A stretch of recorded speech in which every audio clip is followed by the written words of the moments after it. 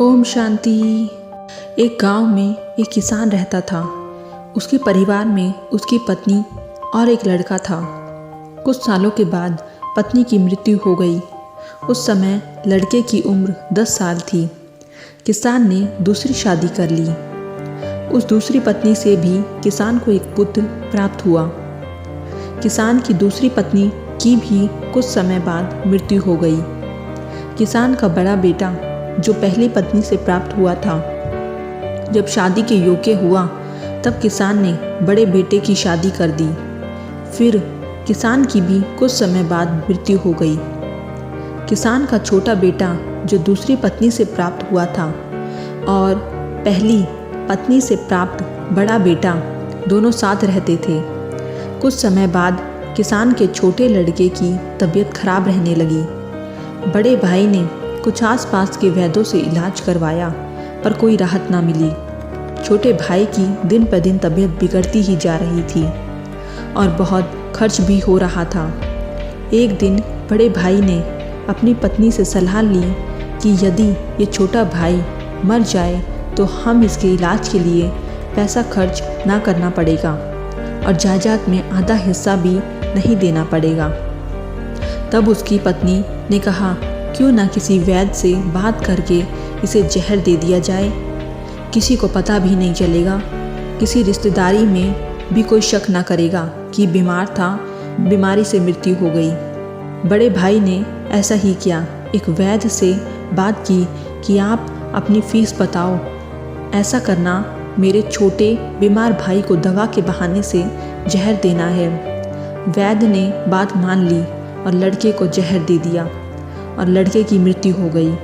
उसके बाद भाभी ने खुशी मनाई कि रास्ते का कांटा निकल गया, अब सारी संपत्ति अपनी हो गई। उसका अंतिम संस्कार कर दिया गया।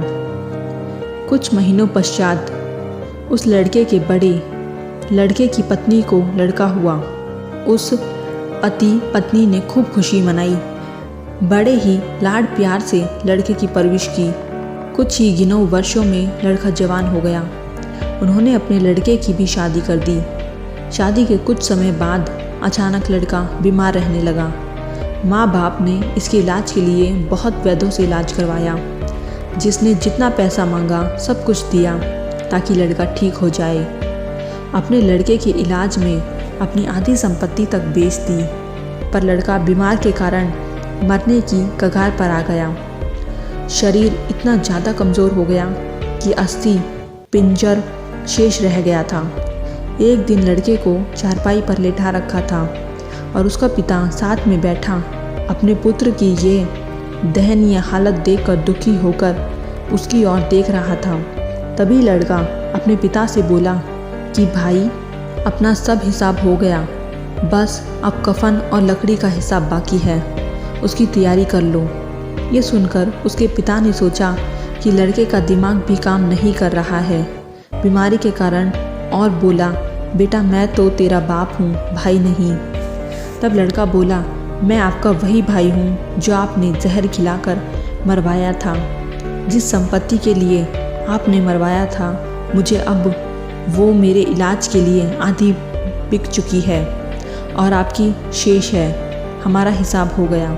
तब उसका पिता फूट फूट कर रोते हुए बोला कि मेरा तो कुल नाश हो गया, जो किया मेरे आगे आ गया, पर तेरी पत्नी का क्या दोष है जो इस बेचारी को जिंदा जलाया जाएगा।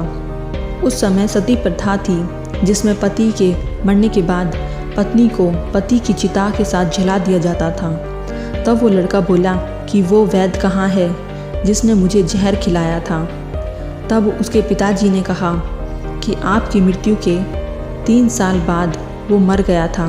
तब लड़के ने कहा कि ये वही दुष्ट वैद्य आज मेरी पत्नी के रूप में है, मेरे मरने पर इसे जिंदा जलाया जाएगा।